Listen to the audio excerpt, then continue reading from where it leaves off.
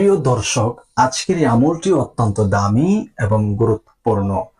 আপনি যদি আজকের এই আমলটি করতে চান, তাহলে আমি আপনাকে পরামর্শ দেব শুরু থেকে শেষ পর্যন্ত না টেনে সম্পূর্ণ আমলটি আগে দিলের কান দিয়ে শুনুন, তারপরে আমলটি করুন।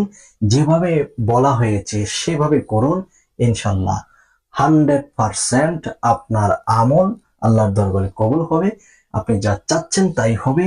যাকে বশ করতে চাচ্ছেন সে ইনশাল্লাহ বশ হয়ে যাবে, আপনার প্রেমে পাগল হয়ে যাবে। অনেকে আমরা আমল করি, কিন্তু আমলটা খুব ভালোভাবে করি না, শুদ্ধভাবে করি না।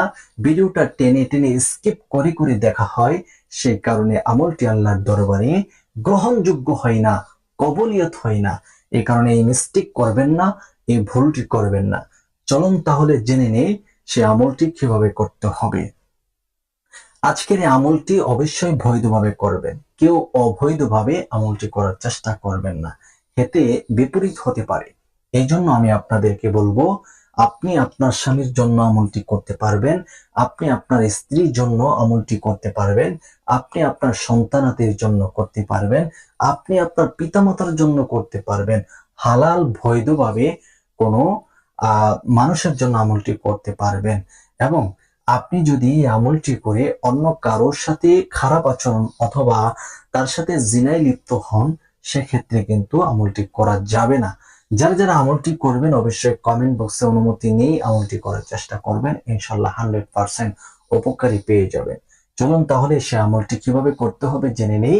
প্রিয় দর্শক, আজকের এই আমলটি করার জন্য সর্বপ্রথম আপনি নিজে পবিত্র হয়ে যাবেন, পবিত্রতা অর্জন করবেন, ভালোভাবে ওযু করে নেবেন। আপনি সুন্দর মতো ওযু করে আপনি এই আমলটি করার জন্য একটি স্থানে বসে যাবেন। একটি স্থানে, পবিত্র স্থানে বসে 3 বার ইস্তেগফার পড়বেন। আস্তাগফিরুল্লাহ রাব্বি মিন কুল্লি যামবি ওয়া আতুবু ইলাইহি। আস্তাগফিরুল্লাহ রাব্বি মিন কুল্লি যামবি ওয়া আতুবু ইলাইহি।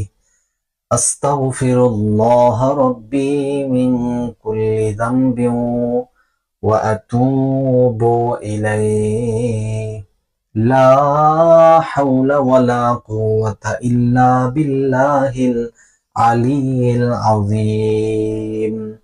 এরপর প্রিয় নবীজি সাল্লাল্লাহু আলাইহি ওয়াসাল্লামের উপর 3 বার দরুদ শরীফ পড়বেন। আল্লাহুম্মা সাল্লি আলা মুহাম্মাদ وعلى آل محمد كما صليت على إبراهيم وعلى آل إبراهيم إنك حميد مجيد اللهم بارك على محمد وعلى آل محمد كما باركت على إبراهيم وعلى آل إبراهيم ইন্নাকা হামিদুম মাজিদ। 3 বার ইস্তিগফার, 3 বার দুরূদ শরীফ পাঠ করার পর চক্ষু দুটি বন্ধ করে নেবেন। এরপরে সূরাতুল ইখলাস পড়বেন। আউযু বিল্লাহি মিনাশ শাইতানির রাজীম। সম্মানিত দর্শক, যাকে আপনি বশ করতে চান, যার অন্তরে আপনার ভালোবাসা জাগ্রত করতে চান, যার ভালোবাসা আপনি পেতে চান, ওই ব্যক্তিকে আপনি অধীর চিন্তা করে নেবেন। সূরা ইখলাস পড়ার পূর্বে তাকে আপনার চোখের মধ্যে ভাসিয়ে নেবেন। ভাসিয়ে সূরাতুল ইখলাসটা পড়বেন চোখ বন্ধ করে, ধ্যান এবং খেয়াল করে। বিসমিল্লাহির রহমানির রহিম। কুল হুয়াল্লাহু আহাদ আল্লাহুস সামাদ লাম ইয়ালিদ ওয়া লাম ইউলাদ ওয়া লাম ইয়াকুল লাহু কুফুয়ান আহাদ। بسم الله الرحمن الرحيم قل هو الله أحد الله الصمد لم يلد ولم يولد ولم يكن له كفوا أحد। এইরকম ভাবে আপনি মাত্র 3 বার এই সূরাটি পড়ে নেবেন, সূরা ইখলাস পড়ে নেবেন। তারপর আবার 3 বার আপনি দুরূদ শরীফ পড়ে আপনি দুটো হাত তুলে ওই ব্যক্তির উদ্দেশ্যে আপনি একটু দোয়া করবেন। তার অন্তরে যেন আল্লাহ তাআলা আপনার প্রেম ভালোবাসা জাগিয়ে দেয়, জাগ্রত করে দেয়।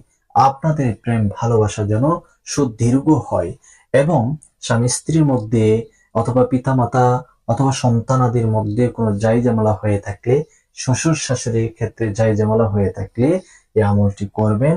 আল্লাহ যেন জাইজামালা দূর করে মিল মহাব্বত সৃষ্টি করে দেয়, সেজন্য আমলটি ইখলাস এবং সহি নিয়তে করবেন।